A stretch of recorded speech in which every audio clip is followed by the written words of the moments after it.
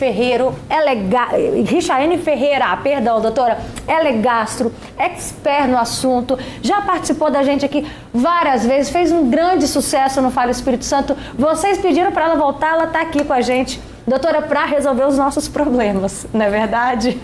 Porque cá entre nós, quem não tem um intestino que funciona direito, isso é um problema. Boa tarde. Boa tarde, Roberta, boa tarde a todos, mais uma vez obrigada pelo convite. Intestino é um tema complexo e realmente a constipação realmente atrapalha muito a qualidade de vida das pessoas e muitas, infelizmente, por acreditarem que apenas o aumento da ingesta de fibras e de água já fez tudo e realmente não busca ajuda e perde a oportunidade de melhorar. Então isso ainda não é tudo, eu como isso, eu como aquilo. Não, você ainda não fez tudo. Isso é o básico, né? Infelizmente, a maior parte das pessoas só aumentando fibras e água não vai melhorar. Então tem uma gama de coisas que a gente tem que investigar para entender o porquê que esse intestino não funciona. E de que forma que os alimentos interferem no funcionamento do nosso intestino? Bom, nós temos alimentos que ajudam, né, nessa contratilidade, nessa formação do bolo fecal. Nós temos alimentos que também vão atrapalhar, né, fazendo com que esse intestino funcione de forma mais lenta. Temos também alimentos que chamamos de alergênicos, que dentro dessa cascata que a gente chama de inflamação, que vai influenciar na pele, que pode afetar as articulações, dando dores musculares, tá? Então, esses alimentos, infelizmente, estão mais comuns no dia a dia, podem também causar constipação. Agora, é verdade que é mais comum nas mulheres a constipação, essa prisão de ventre, isso é mais comum em nós mulheres? Infelizmente é mais comum por vários motivos. A mulher, ela tem uma necessidade, ela não vai ao banheiro em qualquer circunstância. Então ela costuma, mesmo que venha o reflexo de evacuar, ela trava, ela espera o momento ideal no banheiro. A parte psicológica na mulher afeta mais essa parte intestinal. Então nós realmente temos um índice de constipação maior. Peraí, então o psicológico ele interfere até mesmo no bom funcionamento do nosso intestino, doutora? Totalmente. De porque que forma? O nosso emocional, ele vai estimular um sistema nervoso que é contra o funcionamento do intestino. Então, toda pessoa que está estressada, que está emocionalmente abalada, vai ter alteração nesse funcionamento intestinal. Já temos aqui participações da Mari Souza. Ela conta, meu intestino funciona como um reloginho. E já a Carolina Bonfim, que também sempre participa com a gente, ela fala, depois que ganhei neném, meu intestino ficou muito preso. Carol, sabe que comigo também aconteceu isso? Principalmente naquele momento do puerpério, naqueles primeiros dias, primeiros meses. Existe alguma relação, doutora? Existe principalmente por déficit de nutrientes, porque muitas vezes a mulher já inicia a gestação com carências que nem sempre ela sabe.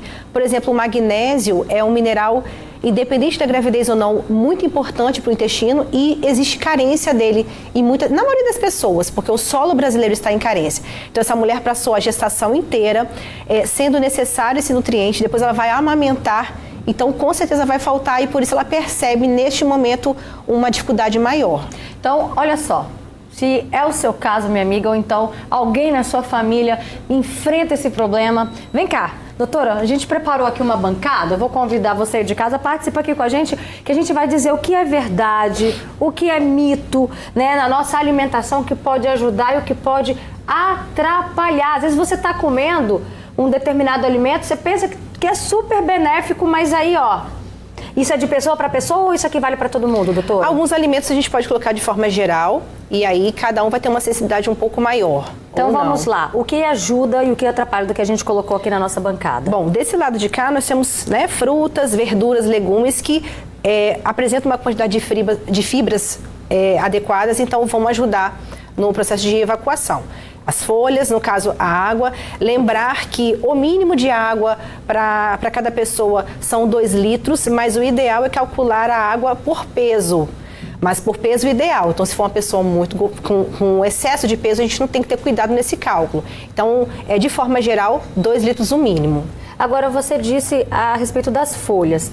Qualquer folha, por exemplo, couve, aqui a gente trouxe o alface, o agrião. Sim, todas as folhas. O cuidado é que algumas pessoas não apresentam a digestão dessas folhas adequadas. Então ela vai comer a folha e vai sentir gases, principalmente se for no jantar. Ô, doutora, agora você tá desvendando todo o mistério que acontece comigo, hein? Por isso Então, que as fibras têm que ter cuidado, porque elas são saudáveis, mas dependendo do caso da pessoa, naquele momento ela não está tão preparada para ingerir as fibras, então o profissional, ou o nutricionista ou o médico, vão introduzir de forma gradativa para a pessoa ir se adaptando. Então, por exemplo, à noite as folhas podem acabar atrapalhando um pouco mais? Podem, em algumas pessoas pode. Olha, tá vendo o que acontece lá em casa. Vamos lá. Mamão, é verdade, doutora, que o mamão ajuda a liberar mesmo? Ajuda. Algumas pessoas no consultório comentam: nossa, doutora, mas eu só vou no banheiro se eu comer mamão. Eu falei: então coma, porque ele está aqui para ajudar a gente. Então, são poucas pessoas que têm o intestino que flui sem fazer nada diferente. A maioria precisa de alguma estratégia para auxiliar. Então, o mamão é um aliado. Não é mito, né, o mamão? Não, ajuda. A ameixa também. Embora a gente não tenha aqui, a ameixa também ajuda? Também. Maravilha. E aí também a gente fala de uma forma em geral sobre as verduras, isso tudo é benéfico. Chuchu. O chuchu é um alimento barato e que é um dos mais importantes assim, nesse manejo do intestino, nas fibras. Então, lá em casa não falta chuchu. Gente, eu não sabia do chuchu. O chuchu tá aqui, ó. Tá aqui escondidinho, a gente colocou ele aqui. Faz no vapor, corta, né? Pode cortar em pedaços pequenos e coloca 3 minutinhos no vapor, apenas para quebrar aquele duro, para não perder os nutrientes. Gente, o chuchu, olha, eu ia morrer sem saber, doutora. Agora, muita gente exagera até mesmo, fala assim, eu tô com prisão de ventre, aí a gente vai nos farelos, na aveia, que a gente trouxe aqui também, aveia, a chia. Isso daqui sem água. Exatamente. Até piora. O principal erro é esse. A pessoa acrescenta a fibra, volta a dizer, se ela colocar muito, logo de início ela pode se sentir mal, e aí ela vai achar que não está dando certo, ela vai ficar perdida.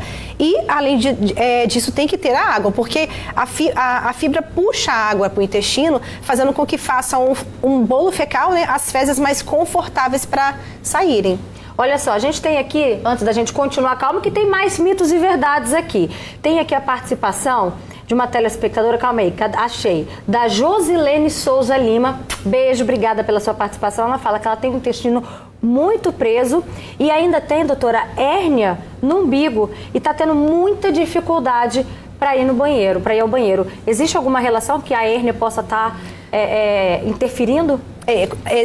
Existem manobras que a pessoa vai fazer para evacuar e ela faz uma pressão abdominal, então isso vai favorecer essa pressão na hérnia. Então realmente tem que ser avaliado, tem que ter cuidado. Tem que buscar um médico urgente, então, né? Importante também, Roberta, o posicionamento na evacuação.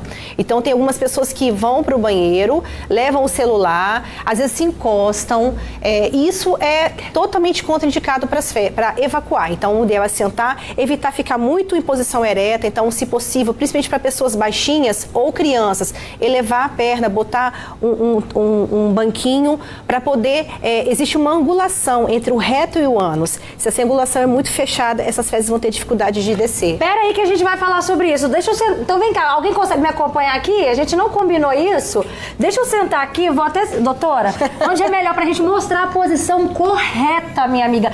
Doutora, uma vez eu tava lendo uma reportagem sobre isso. Existe, gente, a posição perfeita, correta para você ir ao banheiro. Onde é melhor? Sentar aqui para mostrar a pessoa de casa, doutora? Vamos lá. Vamos lá. Roberta sendo Roberta. Vamos lá, doutora. Como é que a pessoa tem que sentar no vaso? Bom, então, essa posição que você está não é a ideal. Não tá? é? Porque você está numa angulação de 90 graus. Aí isso daqui atrapalha? Pode atrapalhar em algumas pessoas. Certo. E aí, muitas estão nessa posição e ainda encostam com o telefone na mão, tá? E aí que vão distrair, não vão ter o reflexo de ajudar naquele movimento da evacuação. Certo. O ideal é levantar e você ter alguma coisa que eleve a sua perna para você ter um banquinho, o movimento de contração abdominal. Existe na internet banquinhos que são com certeza para isso. Com certeza. Mas qualquer elevação já ajuda? Uma pequena elevação, tá? Só para fazer um movimento de você se curvar um pouquinho, que aí você vai diminuir essa angulação do reto. Então eu não posso nem fazer isso aqui com o corpo para trás. Não, porque senão vai perder o sentido do movimento. Certo, aqui então. Isso. Perfeito, viu, minha amiga? Coisa tão simples que pode em idoso isso ajuda muito, porque as fezes ressecadas, elas impactam nesse local, então não sai. Tem gente que tem que ajudar com o dedo para evacuar. Você imagina que desconforto,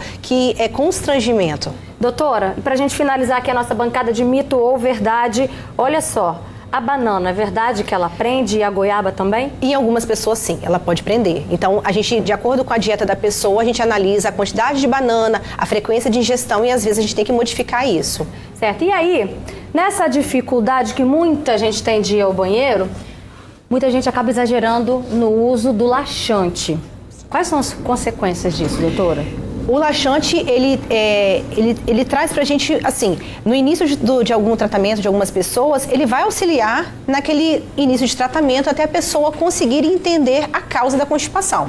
Só que as pessoas estão usando de forma sem orientação e cada vez mais o intestino precisa de mais doses, de maior quantidade, porque ele acostuma. E aí, futuramente, né, em longo prazo, isso traz um prejuízo enorme. Olha só, é o caso aqui da Maria Martins. Ela tá falando que ela costuma usar laxante. Não vou falar a marca, mas ela até falou a marca aqui com a gente.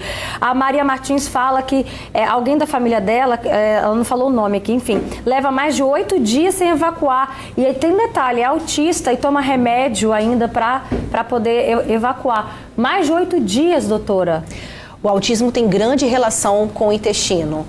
O autista ele tem uma tendência a ter uma monotonia alimentar. São crianças que vão comer arroz, feijão, carne. Muitos não aceitam verduras, frutas e legumes e isso vai influenciar totalmente no intestino. E só pra gente encerrar, a Luciana Viana quer fazer uma pergunta rapidinho que o nosso tempo acabou. Eu queria fazer uma pergunta para a doutora, que é o seguinte, eu tenho um filho que tem paralisia cerebral. Então ele fica às vezes 3, 4 dias sem evacuar. E a gente utiliza aquele supositório de glicerina. Isso pode mal acostumar o intestino dele? A glicerina é bem mais suave, né? Ela vai tornar mais fluida. Então, nesse caso, vai ser menos prejudicial, sim. Mas movimentar, fazer as massagens para ajudar nessa saída das fezes.